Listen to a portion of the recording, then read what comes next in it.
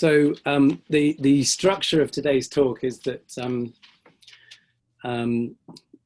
Professor Necci is going to speak to us for about 10 to 12 minutes.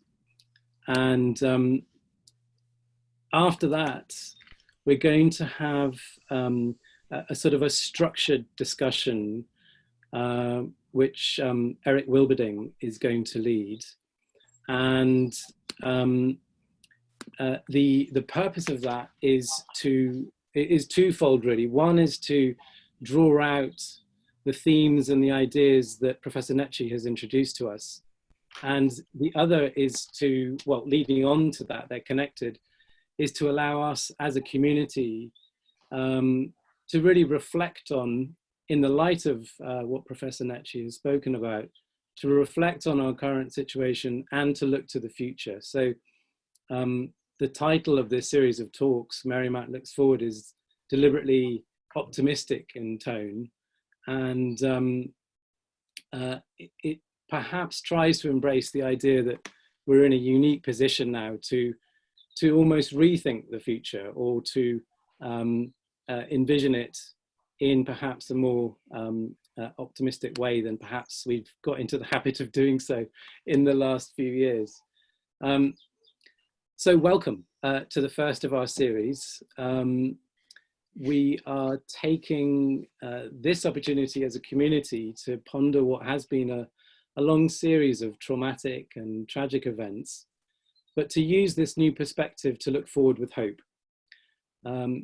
We hope that the lessons that we and our world as a whole are learning will lead to greater humility in regards to our place in nature and in history, as Professor Necci will draw upon, and a greater sense of responsibility for each other as human beings.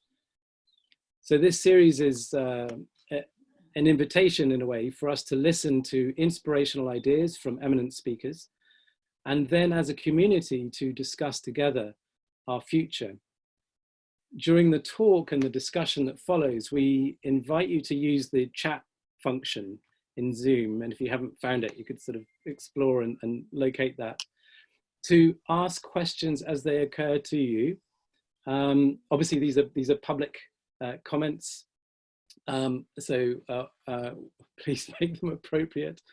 And we'll try to draw those into our discussion later on.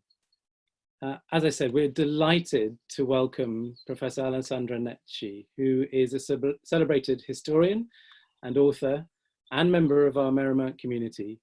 And we're very honored that she has come to actually start our series with a reflection on the importance of historical perspective, particularly focusing on moments of historical change, and to see ourselves and our times in a light that is clear and true, rather than perhaps distorted by our own ideas. With that, I give the floor to Professor Necci, and thank you.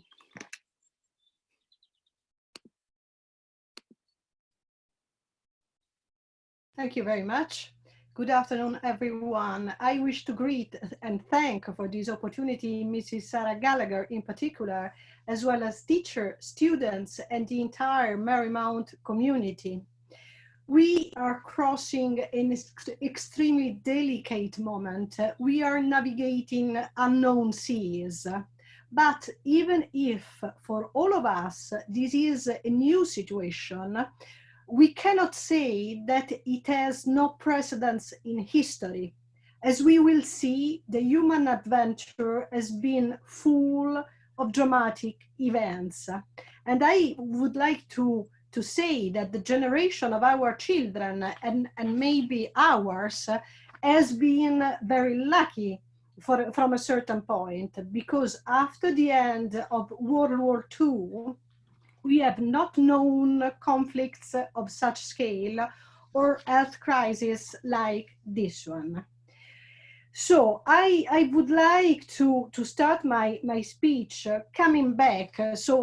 Professor Harvey rightly talked about looking forward. I would like to look backward too.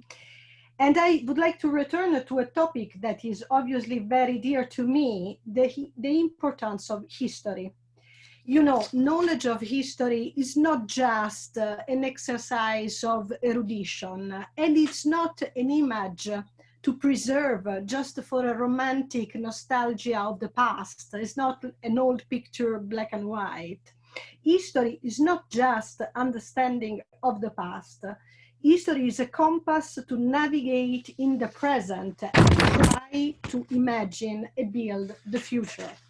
Not by chance, Niccolò Machiavelli, as you know, founder of political science in the Renaissance, spoke about history as a master of life. And the philosopher Giovan Battista Vico spoke about historical recurrence, flux and reflux. We live, everybody knows, in the era of globalization and information technology. Up to me, and not just to me, obviously, we live in an eternal present that does not allow us to learn lessons from the past or understand where we are headed towards. The idea of digital society comes from the Latin word digitus, meaning finger, and it implies a type of counting. Nevertheless, as the philosopher Byung-Chul Han notes, history is not just a count. History is a recount, which implies a flow in time, a narration. I would like to say that the key word in history is action, meaning the ability and the power to start something new, as the famous philosopher Hannah Arendt considers. This difficult crisis that is yet far from being over make us realize the need to escape this eternal present. We have to awake to reach the conclusion of this very long transition. Otherwise, the risk that I see is that we will be unable to think in terms of project, future, long term. We are just close, stuck in a day by day, with no ability to imagine the medium term. To confirm what I am claiming, it is sufficient to observe how the current crisis has left intellectual, political, and economic elites unprepared. Obviously, I don't want to say that it would have been possible to foresee the pandemic, but I do believe that the inability to reason in terms of future and project, the illusion of omnipotence of technology, has falsely given humans or always lead to catastrophic results. In history, there are a lot of turning points that mark the end of the period and the start of a new one. Yet, there are never breaks too evident between them. I would like to mention a famous quote by Thomas Eliot, chosen by his four quartets. In my beginning is my end, in my end is my beginning. Every period contains in itself the seeds of another period, the one that will follow, even if in apparent they are in antithesis. In order to show how complicated and how rich of promises a particular period can be, I have chosen 3 turning points of history. If we shortly examine them, we can discover that there is always a link between one period and another. The roots and reason behind a key event begin decades earlier. We just shortly mention the fall of the Roman Empire and the beginning of the Middle Ages, then the shift from the Middle Ages to the Renaissance, just 2 words about the passage from absolutism to the French Revolution. The fall of Roman Empire and beginning of Middle Ages. You know, everybody knows that the fall of Roman Empire was caused by a myriad of factors: the enlargement and weakening of the empire, the social integration, barbaric invasion, economical and social troubles, the rise of army, and in a way, even the advent of Christianity. Anyhow, the long phase known as Middle Ages is not completely in contraposition with the Roman Empire, even because the various rulers felt in continuity with it.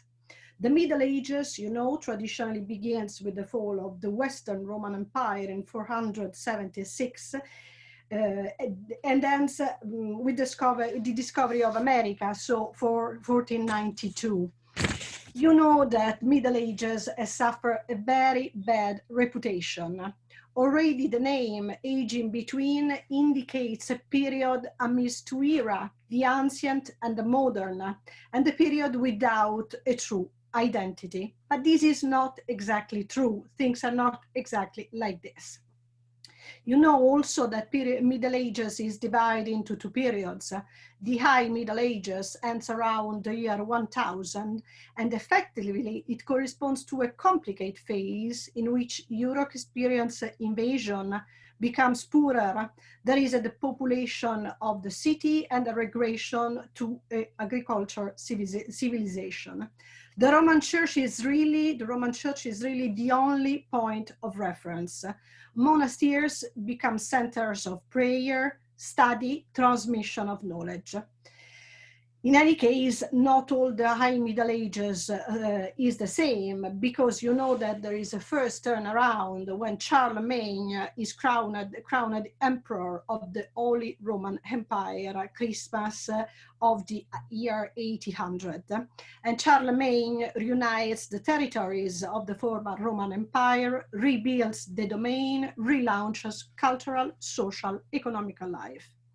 Therefore, feudalism with him is born. It is true, indeed, that the last part of the High Middle Ages is signed by a fear of the end of the world, especially until the year 1000, and a dramatic series of plagues, wars, and political uncertainty.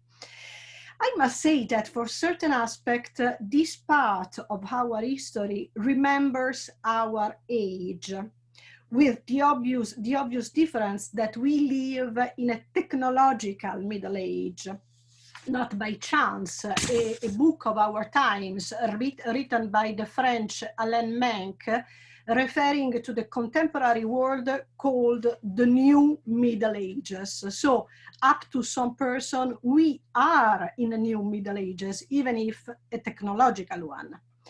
Anyhow, there will be, in the Middle Ages, there is a second deep turning point, and the Low Middle Ages begin, and in Europe starts a real recovery. The condition of lives improves, political stability starts to return, commerce starts again, and cities flourish. The second period I would like to examine just very shortly, obviously, is from Middle Ages to Renaissance. As we said, what is called the Middle Ages is not just the obscure era that is described. The Middle Ages is the epoch of the conservation of ancient manuscripts and classical culture in the monasteries. The classical culture, all of you knows very well, will be essential to start the humanism. Once more, the second part of the Middle Ages sees the birth of the Comuni and Signorie in Italy, and an initial indication of the future national states, especially in the United Kingdom. A new social class was born, the bourgeoisie or middle class, which will become the key class in the future. It must be remembered that many important intellectuals of the 14th century, such as Dante Alighieri, Francesco Petrarca, and Boccaccio, refer to the values of the imperial Rome, recall to classicism as a way of life, and wish for the reunification of Italy. They are considered, rightly, predecessor of humanism that takes his name from the idea that the man, the human being, is at the center of the universe. Humanism and its culmination, the Renaissance, are generally considered a period of rebirth and resurrection. It is a cultural movement. Humanism and Renaissance are cultural movement based on the revival of classical Greek and Roman authors. The value of life is closely anchored to the earthly existence. Beauty becomes the real terms of comparison for everything. It touches art, literature, music. There is a strong return of patronage. There is a blossoming of all the branches of human thought, especially in Italy. Yet, even if in Italy, as I said before, Italy is the cradle of the humanism, it continues to lack a unitary political and economic project. During the Renaissance, there are conflicts, wars, plagues, social contrast. So on one hand, we have the great beauty. On another hand, we have the great misery. You see, Middle Ages seem to be a dark period, but somebody call it a starry night. Renaissance, everybody knows, wonderful and full of lights and talents and genius, but there are a lot of very, very dark aspects. And then just a very short think about the passage from absolutism to the French Revolution. I want to mention this passage just to underline another aspect, which is the capacity or incapacity to understand what are the trends of the world we are living.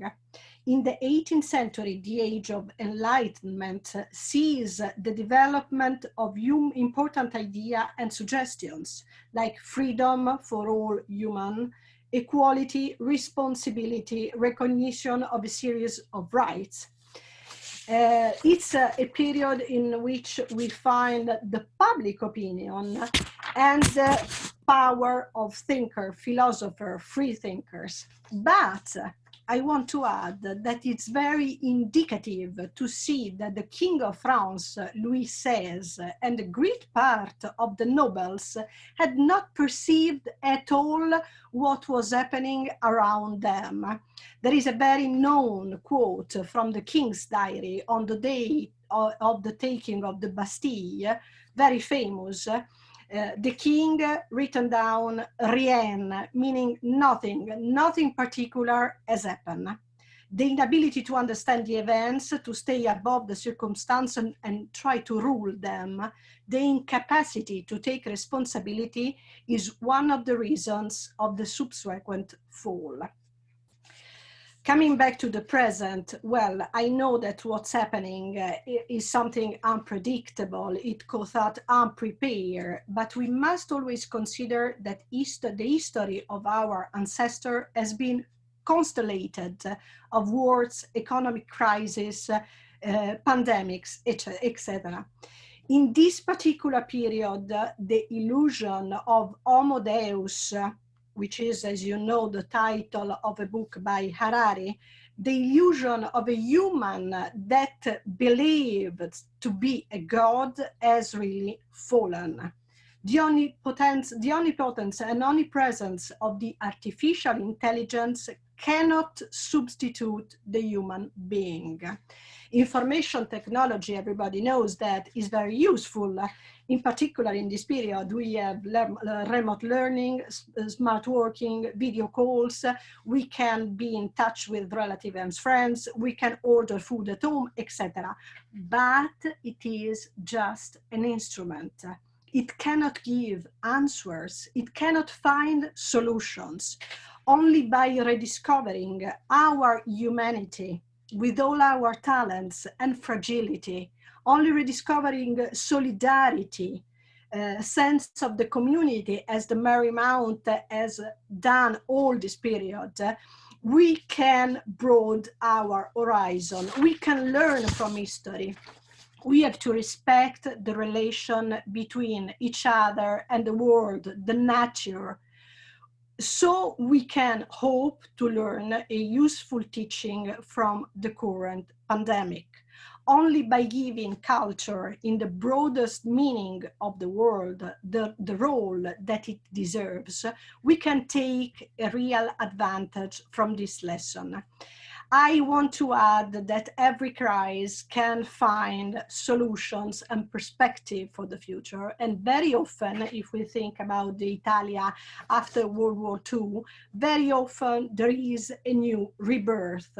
But we must consider all these things. Otherwise, the risk is that we will do like the King of France. We will say like the King of France, nothing, thinking about this terrible, tragical, and difficult period, because the risk is that we don't learn anything. Thank you.